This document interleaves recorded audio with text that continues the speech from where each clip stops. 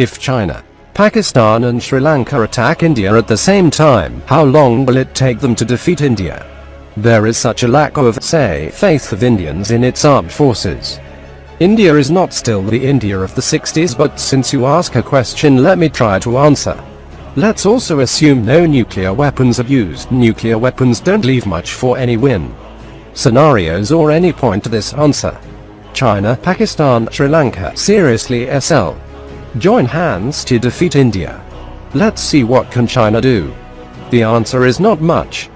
China has only 2 points of entry for its ground force offensive against India. First, through Ladakh, second, through Arunachal Pradesh, and no, not through Nepal. Nepal won't allow this, and it's just not really possible for a massive ground force to get through the mountain ranges of Himalayas, especially when there are no motor-able roads.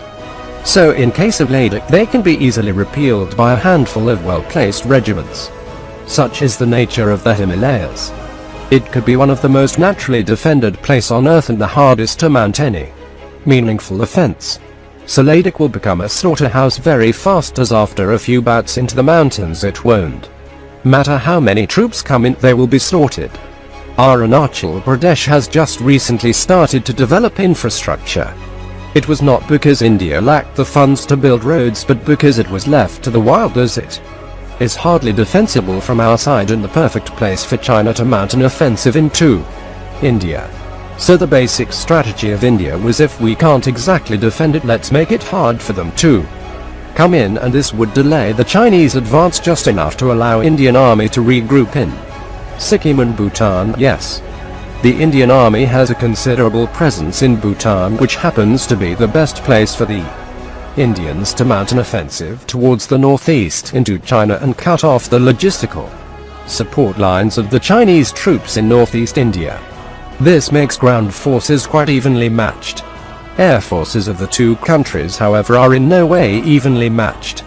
China has the quantitative advantage, and India's perceived advantage in quality is debatable. It's always assumed that China, which is producing its jets at home, are of lesser quality that could easily turn out to be false. India will have to compensate for it by deploying overwhelming no of SAMs, which would at least ensure denial of air superiority to China.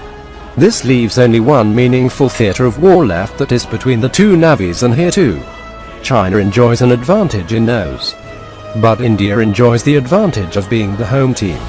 2 aircraft carrier battle groups, which will be handy in the Bay of Bengal and the proximity to the Andaman and Nicobar Islands, where due to its strategic location it's fairly easy to fend off a larger naval force from ever entering the Bay of Bengal. This choke point, if used properly, can potentially bring China to its knees. Also, it helps us that most of nations in the region are not very fond of the Chinese either, so they could be persuaded to provide intelligence.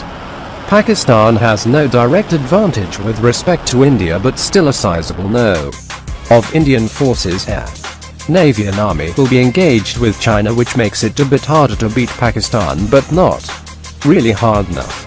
Pakistan only holds 1 point of advantage in the Kashmir region, which it will exploit, and a sizable no of its forces will engage the Indian armed forces, whose objective will be to cut off our supply lines to our troops engaged with China in Ladakh.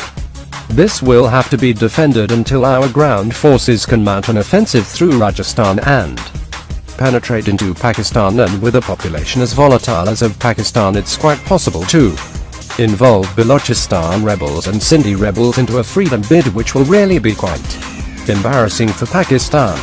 China will not be able to reinforce Pakistan with troops, as again it is not the best place for any significant army to just pass through. Deployment of one of the carrier battle group in the Arabian Sea will ensure the destruction of Pakistan's navy and ports and airstrips. Air Force of India has a stellar record of maintaining air superiority in all the wars involving Pakistan. Sri Lanka, at risk of seeming cocky, will not consume more time than a day of rigorous bombing runs. Conclusion: if all else fails, we will arm every able-bodied citizen of the country and send them to fight for the homeland. If Russia can defend itself against Hitler's Germany, so can we. I don't know about the rest, but I think Indians, after 800 years of sustained invasions by the Muslims and 200 years of British rule have lost their appetite to be invaded yet again. I would rather fight than see my country and myself humiliated.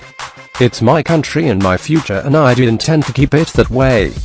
I'm not being a warmonger, but I just believe in hope for the best but be prepared for the worst. Pakistan should worry.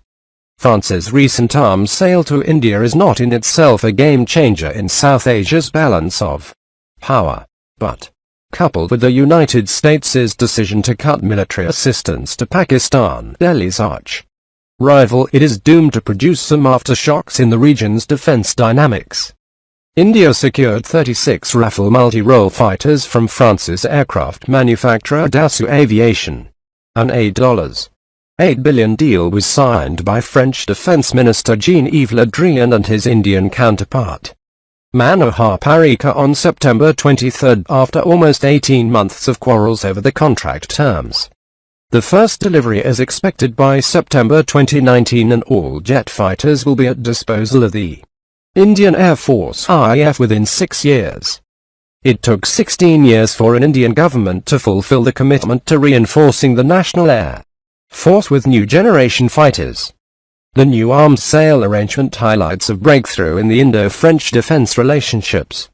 Apart from Delhi-Paris joint cooperation to manufacture 6 Scorpene submarines. From 2000 to 2015, France provided India with military items worth $715 million, as opposed to $966 million in military goods that Pakistan bought from French defense producers. It is worth saying that between 2011 and 2015, Islamabad received only $24 million in military-related supplies from France. The Stockholm International Peace Research Institute (SIPRI) reports, signaling a shift in the French defense manufacturer's business opportunities from Islamabad to Delhi, a valuable asset against Pakistan. The nuclear-capable Rafale can mount 150 km range Meteor air-to-air missiles and 300 km Scalp air-to-ground cruise missiles.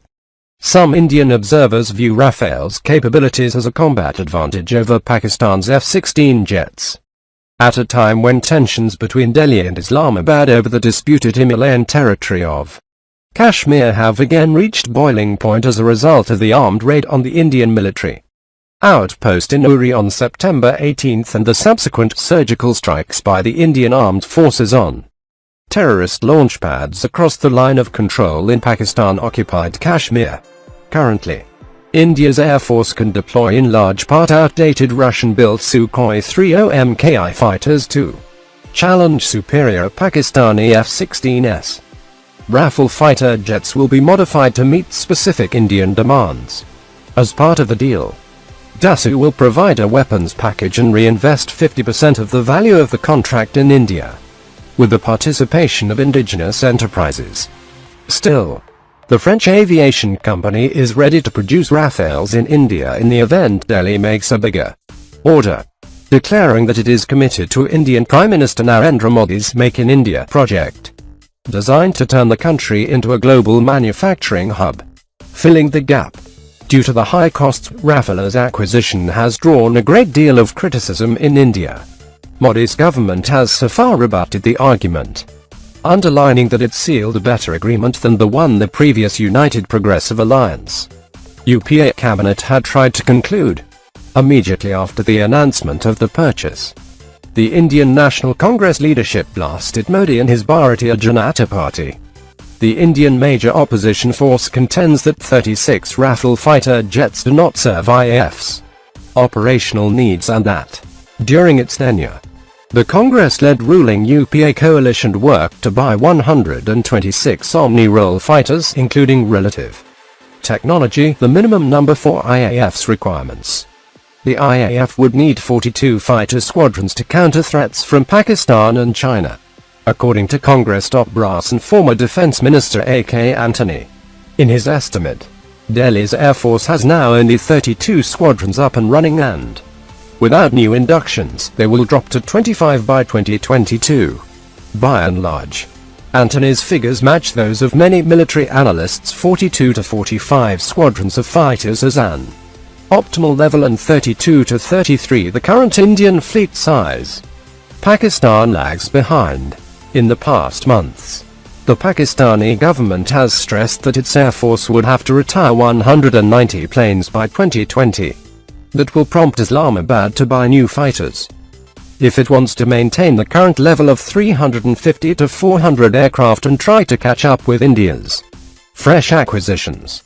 The US Senate blocked a deal for 8 F-16 Block 52 fighter aircraft with Pakistan in May and refused $300 million in defense aid to Islamabad in August. Many congressmen in Capitol Hill think that Islamabad is an unreliable ally in the war against terrorist organizations operating on the Pakistani soil and in Afghanistan. Without the US-made F-16s, and in general with reduced political and financial cover from Washington, Pakistan will have to turn either to Russia for its Sukhoi Su-35 or to China for its J-20 stealth fighter, which is still under development, and Chengdu J-10 to modernize its jets fleet with better aircraft.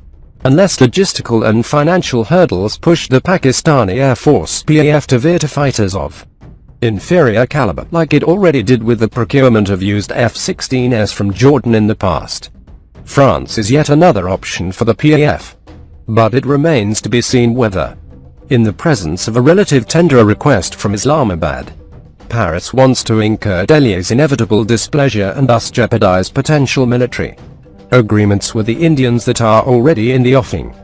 Not least possible new orders of Rafales for the IAF. This first appeared